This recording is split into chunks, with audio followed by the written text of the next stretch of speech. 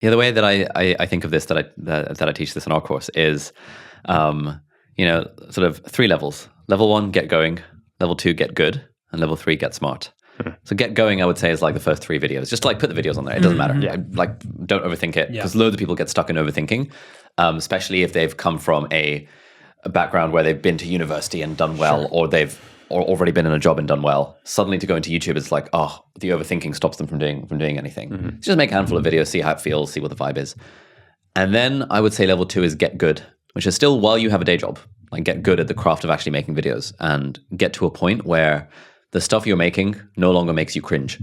And as soon as you stop cringing at your stuff, that means it's reached some level of internal quality. But if you start getting responses from the audience, like, comment, subscribes, whatever the thing might be, that's an external barometer for, is the thing you're making actually good? And at that point, now that you know how to make a thing that is good, then we can worry about, like, are we treating this like a hobby, or are we treating it like a business? If it's a hobby, do what you want. Have fun, do your Ed Sheeran covers, no one cares.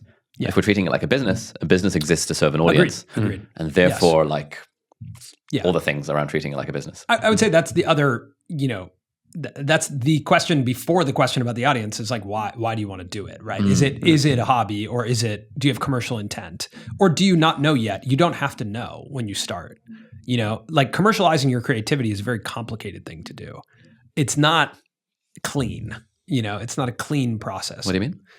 Creativity is at least for me, like, coming from, growing up and playing music. I think about the concept of writing songs and how enjoyable it was to write a song. And think about how, like, songs would just come. I had a lyric book, I would just kind of enjoy the process of writing music.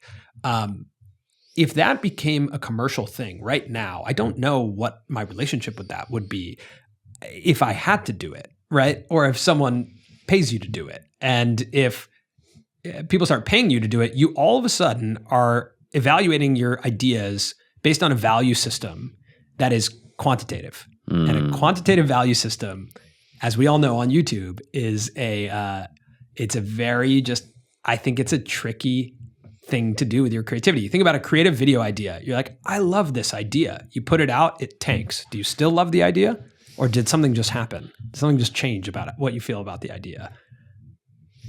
Like, you finish the video, you love it, and you put it out, and based on if it's a 1 out of 10 or a 10 out of 10, your emotions towards it might change dramatically. Yeah, right? There are videos that I've put out that I've thought, this is really bad, and then it does well. I'm like, you know what? It was good all along. And you know and what? the other way around. I actually love that video now, and I would do another one. Yeah. So that just immediately, when you have performance-based creativity, it's a completely different thing than creativity. Have you ever worked with a creative person, hired a creative person who's not motivated by money? You may not attract that type of person. I don't think so, honestly. Yeah. Like even hearing you guys talk about creative stuff, that's completely the opposite world from where I've grown up, which is all about like imagine working with someone who doesn't care about the paycheck. They really care about the final outcome of the work in the way that they would prefer it to be. Oh, I have students like this on my YouTuber Academy. It's so frustrating. I've heard about these people. Yeah, when they say, "Why is my channel not growing?" and I'm like, who's the audience? Like, like, why should someone watch it? It's like, oh no, but I really wanted to make this, and I think my message is really important. Yeah.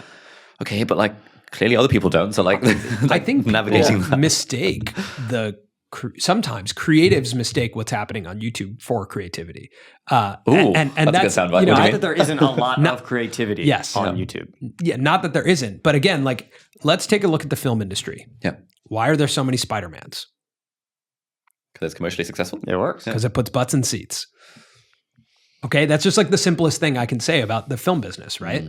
So if you want to be in the film business, if you were to decide I want to be in the film business, you're playing by those rules. What puts butts in seats? If you want to be a filmmaker, you can be a filmmaker, but you might not play with the film business. It might intersect a couple of times, but it's okay for those to be decoupled. Yeah. Right? It's like how someone who enjoys making coffee is very different to someone who runs a profitable coffee business or a coffee shop. Yeah, of course. Completely different things. Which with like minor overlap, but like broadly completely different things. Yeah, different things. Colin said this to me one time. He was like, I think we thought YouTube was about monetizing self-expression, but it's not. Does that make sense? It can be, of course. within certain confines. And in many ways, you look at our channel, what we're doing right now, your channel, sure, you are monetizing a bit of self-expression, but there are compromises, which gets increasingly more difficult when you're compromising on yourself. Yeah. You know? And all this to say, we found a format that, for me at least, I feel has allowed for me to be myself and an uncompromised version of myself and have that intersect with commercial viability.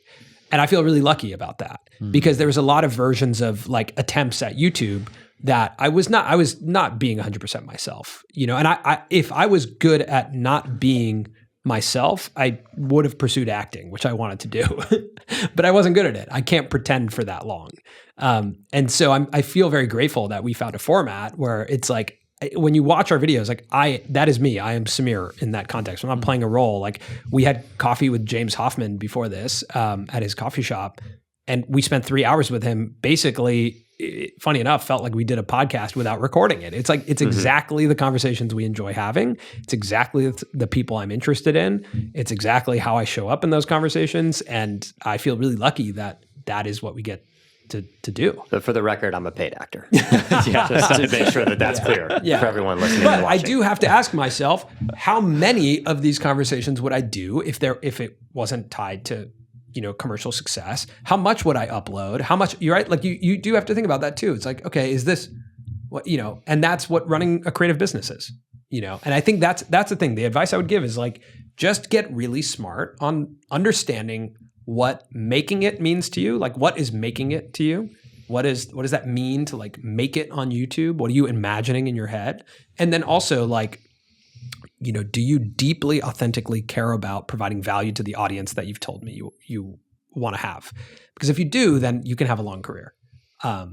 Then you're going to wake up every day and be like, okay, this lifestyle is really enjoyable. The process of making videos is really enjoyable. I get to do the thing I'm passionate about. I feel like myself while I'm doing it. And the people on the other side are really happy. And I get joy from providing value to them. Hey friends, thank you so much for watching. If you enjoyed this clip, then click here for the full unedited episode. And if you like that, then do please consider subscribing to the channel. It means a lot. Thank you so much and have a great day. Bye-bye.